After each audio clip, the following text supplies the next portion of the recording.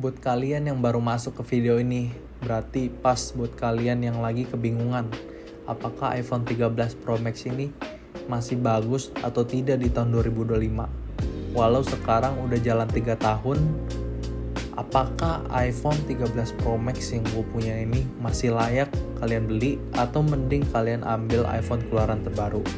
Di video ini kita akan bahas dari berbagai sisi, mulai dari performanya, kamera, lalu ketahanan baterai, harga bekas, sampai isu yang ada di HP ini dan gue juga pernah alami. Langsung aja kita mulai tanpa basa-basi.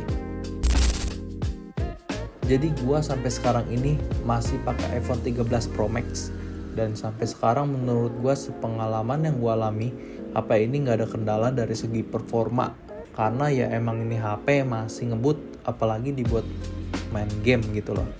Untuk seri iPhone 13 Pro Max ini chipsetnya itu A15 Bionic, dan chipset ini emang dikenal ngebut dan efisien daya juga. Kalau bicarain soal performa, HP ini sih masih ngebut banget buat ngegame, apalagi kalau kalian tuh cuma ngegame ringan gitu guys. Kalau gua biasanya sukanya main PUBG Mobile settingan smooth extreme gitu, masih mulus dan berjalan lancar. Namun biasanya kalau kalian mainnya di ruangan yang kurang dingin, HP-nya jadi panas banget. Terus udah panas, performanya jadi menurun gitu. Tapi selebihnya sih lancar-lancar aja ya, dan gue nggak ada keluhan sama sekali. Lalu gue ada coba juga buat main Mobile Legends. Ini mah nggak usah diomongin lagi, udah nggak ada keluhan dan emang game ini juga tergolong enteng. Kalau untuk baterai, ini HP udah gue pakai hampir jalan 2 tahun ya, dan sampai sekarang baterainya itu masih 83% untuk baterai health.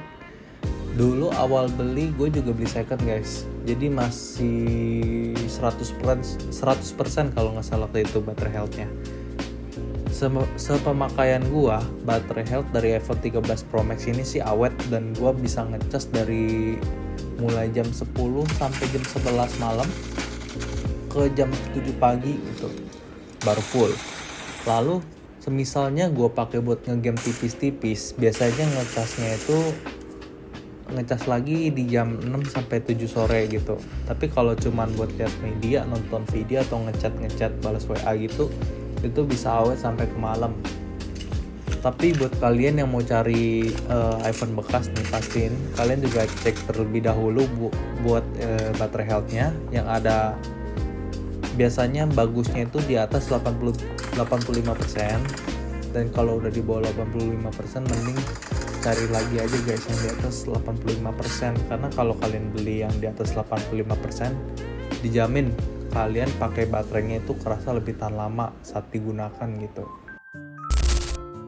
Kameranya ini ada 3 ya, dengan masing-masing 12 megapiksel dengan sensor utama yaitu udah pakai sensor stabilisasi.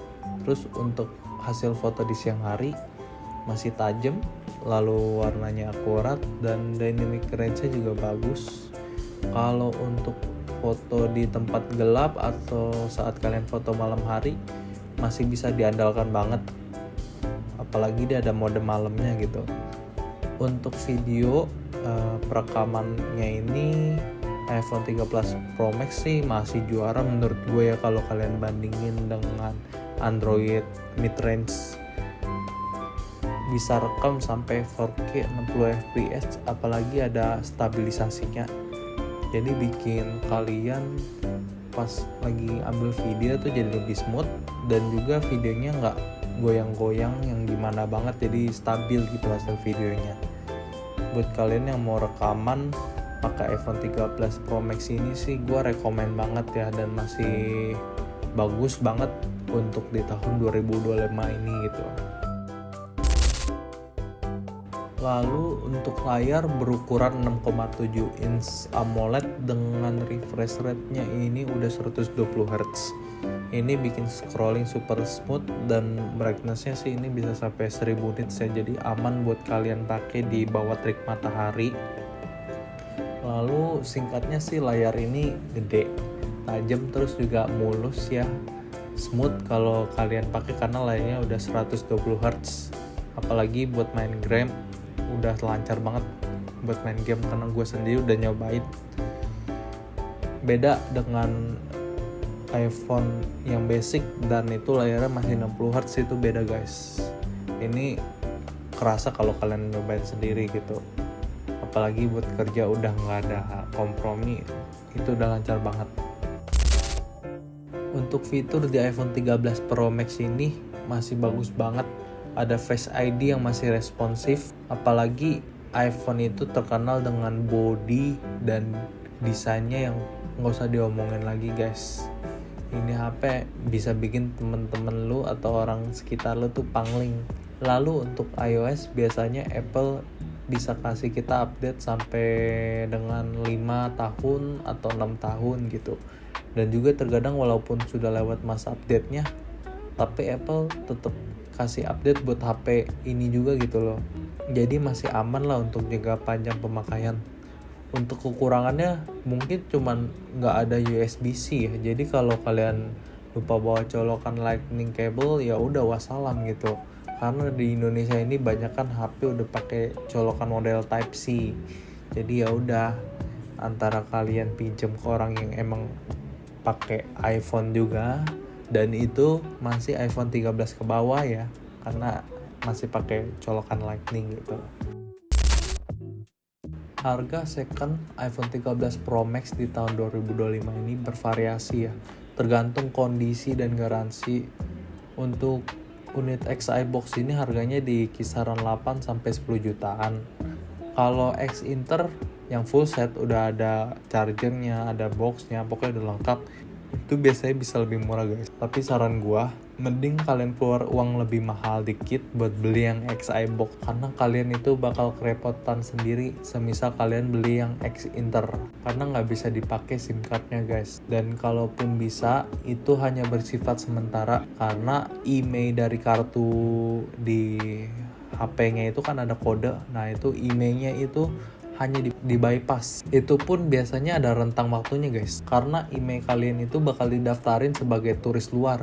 Dan kalau udah habis masanya, HP kalian tuh bakal bisa cuman pakai wifi, dan itu ngerepotin banget sepengalaman gua. Karena gua sendiri itu dulu pernah ngalamin juga gitu. Dan itu buat bypassnya lagi itu pun mahal, dan ujung-ujungnya kalian mesti keluar biaya lebih. Lalu kalau dibandingin dengan iPhone 14 atau 15 yang sekarang sih masih di atas 12 juta. Jadi kalau beli iPhone 13 Pro Max tuh kalian bisa dapat value lebih besar gitu. Bahkan performanya aja bisa ngalahin banyak Android mid-range terbaru yang harganya sama guys. Pokoknya kalau kalian mau beli iPhone second, cek lagi kalau HP secondnya itu Xi box atau yang resmi atau enggak X Inter yang internasional gitu. Kalian bisa cari tahu dulu sebelum beli iPhone second ya. Biasanya banyak video-video di luar sana yang bikin tips biar nggak kegocek gitu pas kalian beli, dan kalian itu nggak salah beli gitu. Namun semisalnya kalian mau saya buatin tips apa yang perlu diketahui sebelum beli iPhone second, komen aja di kolom komentar bawah guys. Nanti kalau misal banyak yang request, gue bakal coba buatin videonya buat kalian secepatnya, oke?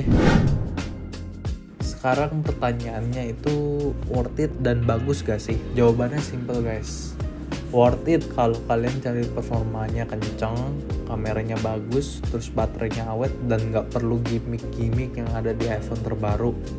HP ini masih sangat worth it menurut gua. Tapi kalau kalian perlu banget dengan USB-C atau fitur-fitur terbaru di iPhone yang paling terbaru, mungkin kalian masih bisa mempertimbangkan ke yang lebih baru gitu. Kayak Dynamic Island itu kan adanya di iPhone 13 ke atas dari mulai iPhone 14. Nah itu kalian bisa pertimbangin lagi.